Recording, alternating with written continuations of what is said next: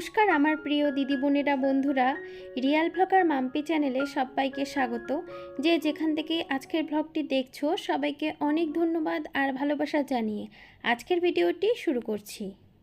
Ready হয়ে গিয়েছিলাম একটু বেরোবো বলে। কোথাও বেরোনোর সময় সবথেকে বড় ঝামেলা হলো চুলটাকে কি করব। এমনিতে তো লম্বা চুল খুব তাড়াতাড়ি জট লেগে যায়, তার সাথে একটু যদি স্টাইল না করি ভালো লাগে না। আর আমার যেহেতু স্ট্রেট চুল, আমি এরকম ন্যাচারাল রাখতেই বেশি পছন্দ করি, যার জন্য আমি একটু চুলটাকে স্ট্রেট করে নিই। স্ট্রেট করার জন্য আমি এখানে আগারো হেয়ার স্ট্রেটনারটা ব্যবহার করছি, যেটা খুব সুন্দরভাবে স্ট্রেট করে আর খুব সহজেই কিন্তু স্ট্রেটটা হয়ে যায়। অল্প একটু চুল নিলাম, তারপরে এই তো স্ট্রেট করে নিলেই হয়ে যাবে। এতে রয়েছে সিরামিক কোটিং থাকার জন্য চুলকে একদমই ড্যামেজ করে না, আর তার সাথে চুলে একটা খুব সুন্দর শাইন প্রোভাইড করে।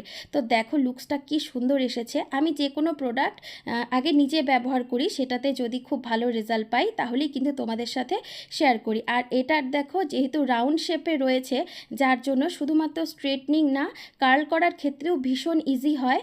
তো আলাদা করে কার্লার কেনার কোনো প্রয়োজন নেই। অল্প একটু চুল নিয়ে টুইস্ট করে নিলাম, তারপরে হালকা হাতে ছাড়বো অল্প অল্প করে, তাহলে কিন্তু খুব সুন্দর একটা ন্যাচারাল কার্ল পাওয়া যাবে। আর এই কার্ল করাটা এত সহজ, আমার অনেক ফটো দিয়ে তোমরা দেখবে চুল কার্ল করা। আমি এই তো এই আগারো হেয়ার স্ট্রেটনারটা দিয়ে চুলটা কার্ল করি, আবার এটা দিয়ে স্ট্রেট করি, মানে 2 in 1 কাজের জন্য এটা ভীষণ ভালো। ইচ্ছে হলো কোথাও বেড়াতে যাচ্ছি, এটা কিন্তু সাথে করে নিয়ে যাওয়া যাবে। এটা ভীষণ ট্রাভেল ফ্রেন্ডলি। তার সাথে এটা হচ্ছে অ্যাডজাস্টেবল টেম্পারেচার কন্ট্রোল রয়েছে 100 থেকে 200 ডিগ্রি সেন্টিগ্রেড। তার সাথে স্নব রোটেট করে সেটিংস অ্যাডজাস্ট করা যায়। আমি 180 থেকে 200 ডিগ্রি সেন্টিগ্রেডটা বেশি প্রেফার করি। আর তার সাথে সাথে এটা আমার ভীষণ ভালো লাগে, কারণ এটা slick, compact, easy to carry, light weight. তার সাথে রয়েছে লক সিস্টেম, ব্যবহার করার পরে দুটো পার্টকে লক করে একসাথে রেখে দেওয়া যায়। তো দারুণ একটা প্রোডাক্ট, লিঙ্ক ডিসক্রিপশানে থাকবে, আর তোমরা চাইলে কিন্তু এটা পারচেস করতেই পারো। গতদিন সন্ধেবেলা সেজে গুজে বাইরে বেরিয়েছিলাম, যে অনেক দিন পরে একটু বাইরে বেরোলে ভালো লাগবে, কারণ বেশ কিছু দিন থেকে তেমন একটা বেরোনো হয় না। কিন্তু যেই বেরোলাম অমনি বৃষ্টি, ঝিরঝির বৃষ্টি। তারপরে আর কোনো রকম ভিডিও তোমাদের সাথে শেয়ার করতে পারিনি। এটা হলো পরদিন সকালবেলার ভিডিও। আর তোমরা আমাকে অনেকেই বলো ব্রেকফাস্টের কিছু অপশান দিতে, তো ব্রেকফাস্টে কিন্তু তোমরা ঘুগনিটা বানাতে পারো। ঘুগনিটা অনেক হেলদিও হয় আর সবাই বাড়িতে খেতেও পছন্দ করে। আর যেহেতু মটরের অনেক গুণগত মান আছে, তো সকাল সকাল কিন্তু যে কোনো একটা ডাল বা এই ধরনের মটর জাতীয় খাবারগুলো বা ছোলা জাতীয় খাবারগুলো খাওয়া অনেকটাই ভালো। দেখে মনে হচ্ছে প্রচুর পরিমাণে মশলা দিয়ে দিয়েছি, আসলে তেমন নয়। আমি টমেটো আর পেঁয়াজের পরিমাণটা একটু বেশি দিয়েছি, তার সাথে সব কিছু কিন্তু বাটা মশলা। জানোই তো তোমরা, আমি একটু বাটা মশলাটাই বেশি ব্যবহার করি। শুধুমাত্র কালারের জন্য এখানে একটু কাশ্মীরি লঙ্কার গুঁড়োটা দেওয়া হয়েছিল। আর এখানে দেখো এই যে গরম গরম ঘুগনিটা নামিয়ে নিলাম। এটা রুটি পরোটা সাথেও খেতে ভালো লাগে, আর আমি তো বেশিরভাগটা সময় সকালবেলা এটা মুড়ির সাথেই খাই। আর আজকে বানিয়ে রাখলে ফ্রিজে রেখে দিলে কিন্তু ওই আগামীকাল পর্যন্ত সকালে ব্রেকফাস্টের আর চিন্তা করতে হয় না। তো এখানে দেখো ব্রেকফাস্ট করার পরে ঘরটাও আমি গুছিয়ে নিচ্ছি। নতুন বাড়িতে আসার পরে আমি ভেবেছিলাম যে আমি বেশি অ্যাক্টিভ হয়ে যাব, প্রচুর কাজ করতে পারবো, কিন্তু এখানে এসে দেখলাম যে সেটা একদম হয়নি। কারণ হয়তো হতে পারে এর আগে আমার এতগুলো ঘর ছিল না, বা ঘরটা অনেক ছোট ছিল, যার জন্য আমার খুব তাড়াতাড়ি হয়তো ঘর গোছানো বা ঘর ঝাড় দিয়ে মোছা এই কাজগুলো হয়ে যেত। কিন্তু এই বাড়িতে যেহেতু রুমগুলো তোমরা দেখতে পাচ্ছ অনেকটা বড় বড়, তার সাথে এই যে তোমার ড্রয়িং রুমটা এক্সট্রা করে দেওয়া রয়েছে, ডাইনিং স্পেসটা দেওয়া রয়েছে। তো সব কিছু মিলিয়ে না এই বাড়িতে আসার পরে আমার এই যে সকালবেলার যে মর্নিং রুটিনটা আছে কমপ্লিট করতে অনেকটাই দেরি হয়ে যাচ্ছে।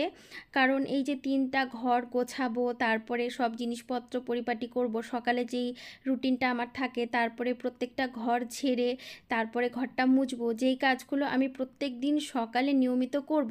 আমি অনেকেই দেখেছি বা অনেকের সাথেই কথা বলি যে ওনারা বলে যে আমি যখন সময় পাই তখনই করি, কিন্তু আমি ভাবি যে আমার দ্বারা আসলে সেটা হয় না, যে যখন সময় পাবো তখন করব। আমার কেন যেন এটা অভ্যেস যে সকালবেলা ঘুম থেকে ওঠা হবে, মানে যেমন আমরা খাবার খাই ঘুমাই একটা রুটিন থাকে, তেমনই এই যে আমার ঘরের কাজগুলো একটা রুটিন। মানে ঘুম থেকে ওঠার পরে ব্রেকফাস্ট বানাবো, কিছুটা সময় ছেলে বা হাজব্যান্ডকে দেবো, তারপরে প্রত্যেকটা ঘর গুছিয়ে ঘর ঝাড় দিয়ে মুছে তারপরে কাচাকাচি থাকলে সেটাও, এটা একটা মানে আমার দৈনন্দিন রুটিনের মধ্যে পড়ে। এমন একদিন হয় না যে সেদিন আমার এই রুটিনটা একটু এদিক ওদিক হয়েছে।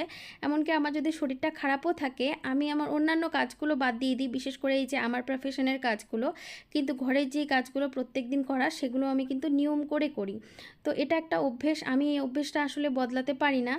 আবার আমাকে কিন্তু অনেকেই বলে যে তুমি এটা কেন করো, যেদিন পারবে না করবে না, ছেড়ে দাও। প্রত্যেক দিন যে ঘরটা গোছাতেই হবে, জিনিসগুলো মুছতে হবে, তার কোনো মানে নেই, কিন্তু আমার দ্বারা সত্যি কথা এটা হয় না।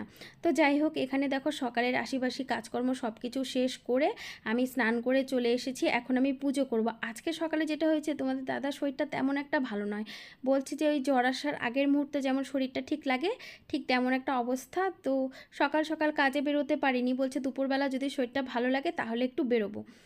তো আমি ভাবলাম যে ঠিক আছে, আগে রান্নাবান্নাটা খাওয়া দাওয়াটা রেডি করি। তো তার আগে পুজোটা কমপ্লিট করি, কারণ পুজো করতেও কিন্তু অনেকটা সময় লাগে। আর আমি আবার যেটা করেছিলাম, ঠাকুরের যত কাপড়গুলো ছিল সব কিছু তুলে ছাদে নিয়ে গিয়ে সেগুলো আবার কাচাকুচি করে দিয়েছিলাম। এখানে আবার আমার অনেকটা সময় চলে গেছে। আসলে একা হাতে সব কিছু সামলাতে, তার মধ্যে পরিপাটি করে সামলানোর ব্যাপারটা আলাদা, আর এমনি ওই কোনো রকম করে কাজ করার ব্যাপারটা কিন্তু আলাদা। আর আমার আবার কি, যদি আমি একটা ওই কাপড়ও কাচি বা একটা আমি থালাও ধুই, সেটা এমনভাবে করব যেন দ্বিতীয়বার সেই কাজটাতে হাত না দিতে হয়। তো এই একটা অভ্যেসের কারণে হতে পারে আমি সব কিছু খুব তাড়াহুড়ো করে না সামলে উঠতে পারি না। যেমন হচ্ছে, অনেকেই আমি দেখি ইউটিউবে সুন্দর করে কাজ করছে, তারা প্রত্যেক দিন ব্লগ দিচ্ছে, আবার তারা সংসারের কাজও করছে, আবার দেখি বেড়াতেও যাচ্ছে। আমি শুধু ভাবি তারা কি করে পারে, আমি পারি না। কারণ আমার তো ওই সকালবেলা ঘুম থেকে উঠে সব কিছু সারতে, রান্নাবান্না করতে, তারপরে আবার আয়ুষ্মান স্কুল থেকে আসে, ওকে আবার আনতে যেতে, সব কিছু মিলে দেখি 3টে 4টে বেজেই যাচ্ছে। তো আমি সত্যি ওরকম অ্যাক্টিভ নই, আমি জানি না কিভাবে ওরকম অ্যাক্টিভ হওয়া যায়। তো যাই হোক, আজকে রান্নাবান্না একদম সিম্পল রান্নাবান্না, কারণ তোমাদের দাদার মুখে ওই যে বললাম জ্বর আসার আগের মুহূর্তে যেটা হয়, মুখে একদম রুচি নেই। তো ও কিছু খেতেও পাচ্ছে না, কিছু খেতে ভালোও লাগছে না। তো সেটা ভেবে আমি ভাবলাম হালকা পাতলা রান্নাবান্না করি। এমনিতেও আমার সকাল থেকে কাজকর্ম করতে করতে অনেকটা বেলা হয়ে গেছে। তো এত বেলাতে আবার অনেক কিছু রান্না করলেও আবার সময়টা চলে যাবে। তো রান্না যেটা হয়েছিল সিম্পল, পাতলা করে মুসুর ডাল করেছিলাম, আর ভীষণ ঝাল একটু দিয়ে আলু মাখা করেছিলাম। আলু মাখাটা এই যে এখানে শুকনো লঙ্কা দিয়েছি, শুকনো লঙ্কাগুলো খুব ঝাল। আর আমার মা এবার কি করেছিল, বাড়ি থেকে আসার সময় ওই লঙ্কা রোদে দিয়ে দিয়ে দেখবে যেই লঙ্কাটা একদম শুকিয়ে যায়, ওই ওই লঙ্কাগুলো আমাকে দিয়েছে। আর বাড়িতে দেখবে শুকনো লঙ্কা বানালে কিন্তু লঙ্কাটা বেশ ঝাল হয়। তো তেমন করে দিয়েছিল। আর আমাদের এই বাড়িতে যেহেতু একদম রোদ নেই, যার জন্য মা কিছু দেওয়ার আগে খুব ভালো করে রোদে ঠোদে দিয়েই দেয়, যে তোর আর বাড়িতে গিয়ে রোদে দেওয়ার কোনো ব্যাপার নেই। যেমন মাঝে মাঝে আচার দিয়ে দেয়, তো এই ধরনের জিনিসগুলো। তো যাই হোক, এখানে দেখো ওই আলু সেদ্ধ করেছিলাম প্রেশার কুকারে, আর দিয়েছিলাম উচ্ছে সেদ্ধ। আর আমার প্রত্যেক দিন খাবার পাতে একটু তেতো না হলে চলে না। আমার যে কী অভ্যেস এটা, মানে আমি যদি মাটন খাই, মাটনের সাথেও আমি একটু তেতো খাই। এটা হচ্ছে, আমাকে দেখে সবাই অবাক হয়ে যায়, এটা কি করে সম্ভব। আর এত তেতো খেতে কেউ কি পছন্দ করতে পারে? আসলেই তাই আমি ভীষণ তেতো খেতে পছন্দ করি। আমি কেন জানি না, আমার তেতো খেতে খুব ভালো লাগে। বিশেষ করে উচ্ছের যে তেতোটা হয় না, এই তেতোটা আমার ভীষণ প্রিয়। আর তার সাথে কিন্তু আমি নিম পাতাটাও বেশ ভালো খাই। তো যাই হোক, এখানে দেখো উচ্ছেটা সেদ্ধ দিয়েছিলাম, আর উচ্ছেটা ওই আমিই খাবো, আর তোমাদের দাদাকে অল্প দেবো। আর এদিকে আলুটা মাখার জন্য এই যে বললাম পেঁয়াজ আর শুকনো লঙ্কা লাল লাল করে ভেজে তুলে নিয়েছি। তারপরে একটুখানি তেজপাতা আর পাঁচফোড়ন দিয়ে আমি মুসুর ডালটা দেবো ফোড়নে। আর ওদিকে হচ্ছে হবে ডালের বড়া। ডালটা আমি ভিজিয়ে রেখেছিলাম, মুসুর ডালের বড়া বেশি করে একটু পেঁয়াজ কাঁচা লঙ্কা দিয়ে ওটা করব। আর দুপুরবেলা এই তো আমার আজকে রান্নাবান্না ছিল, যেটা হচ্ছে মুসুর ডাল করেছিলাম, উচ্ছে সেদ্ধ, তারপরে আলু সেদ্ধ, তার সাথে হলো ডালের বড়া। কারণ মুখে দেখবে যখন একদমই রুচি থাকে না বা খেতে ইচ্ছে করে না, তখন কিন্তু ডালের বড়া বা আলু সেদ্ধ এগুলো দিয়েই একটুখানি ভাত খাওয়া যায়। তো তোমাদের দাদা বলছিল যে যেহেতু আমার মুখে একদমই রুচি নেই, তো আমি কিছু খাবো না। আমি বললাম না, দেখি তোমার খাওয়ার মতনই ব্যবস্থা করে দিই। আর আমার যখন নিজের শরীর খারাপ হয়, আমার না এতটা খারাপ লাগে না, ঠিক আছে ঠিক হয়ে যাব। কিন্তু ওদের যখন শরীর খারাপ হয় আমার সত্যি ভীষণ খারাপ লাগে, কারণ আমি ভীষণ ভয় পেয়ে যাই। কারণ আমি একা মানুষ, যদি বেশি কিছু হয়ে যায়, কন্ট্রোলের বাইরে হয়ে যায়, তাহলে আমি কি করব। যেহেতু এখন বাইরে থাকি, আগে যখন বাড়িতে থাকতাম এই টেনশনগুলো না আমার কখনো নিতে হয়নি। যতই যাই হয়ে যাক, শ্বশুর শাশুড়ি সামনে ছিল, তারপরে অন্যান্য ফ্যামিলির মানুষগুলোও ছিল, বা আমার বাবার বাড়িও কাছাকাছি, সব কিছু মিলিয়ে এই টেনশনগুলো কখনো করিনি। আর এখন বাড়ির বাইরে আসার পরে আমি কিন্তু বিশেষ করে আমার শরীরের থেকেও আয়ুষ্মান আর ওর বাবার শরীরের দিকে বেশি খেয়াল রাখতে চেষ্টা করি, যেন ওদের কিছু না হয়ে যায় বা অসুস্থ না হয়ে পড়ে, তাহলে আমি এই যে সামলাবো কীভাবে, এটাই আমার সব থেকে বেশি ভয়। তো যাই হোক, এখানে দেখো রান্নাবান্না মোটামুটি হয়ে এসছে। আর প্রত্যেক দিন একই রকম তো আর যায় না, যেদিন আসলে যেমন সেদিন তেমনভাবেই খাওয়া দাওয়াটা করতে হয়। আর সত্যি কথা বলতে আজকে আমার ফ্রিজের মধ্যে কিন্তু অলরেডি চিংড়ি মাছ রয়ে গিয়েছিল, তার সাথে বাটা মাছ রয়ে গিয়েছিল, কিন্তু আমি মাছের বক্সগুলো বাড়ি করিনি, কারণ এই স্নান টান করে তারপরে মাছ রান্না করতে আমার যে কি বিরক্ত লাগে। আমি সবসময় মাছ মাংসটা না ওই স্নানের আগেই করে ফেলি, নয়তো আমাকে আবার স্নান করতে হবে। তো যার জন্য আমার একদমই ইচ্ছে করছিল না, তাই ভাবলাম যে না, মাছ ভাজা টাজা করে কোনো লাভ নেই, যা আছে এই দিয়েই এই খাবারটা খেয়ে নেব, কারণ মাছ বার করব, তারপরে এত ভালো করে স্নান করা হয়েছে, আবার আমাকে স্নান করতে হবে। তো এই জিনিসগুলো আমি একটু আসলে মানি, আমার একটু যেন কেমন লাগে। আমি না অনেক আইডিয়া তোমাদের থেকেও পাই, আমাকে তোমরা অনেকেই বলেছো যে আমি যেই প্রত্যেক দিনের কাজগুলো করি সেগুলো যেন আমি একটু ছোট ছোট আকারেও দেই, যেটা তোমাদের দেখতে ভালো লাগে। তো আমি এখন চেষ্টা করি যে আমার এই কাজগুলো একটু ছোট করে তোমাদের সাথে শেয়ার করার।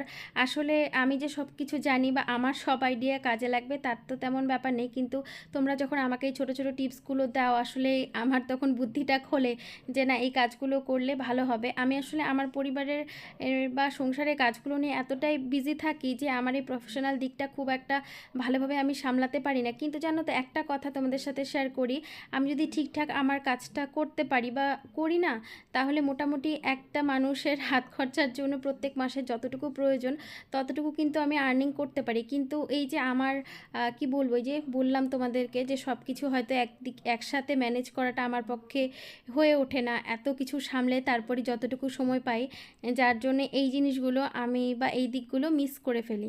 তো যাই হোক, এখানে দেখো খাবার টেবিলটা সাজিয়ে নিয়েছি। আর বিশ্বাস করো, যখন সিম্পল খাবার হোক বা অনেক স্পেশাল খাবার হোক, এইভাবে সাজিয়ে গুছিয়ে কাউকে খেতে দেবে না, তখন দেখবে তার এমনিতেই খেতে ভালো লাগবে। তো ভিডিওটা ভালো লাগলে ভিডিওটাকে লাইক করে দিও আর চ্যানেলটাকে সাবস্ক্রাইব করে দিও। আজকে এখানেই শেষ করছি, সবাই ভালো থেকো, টাটা।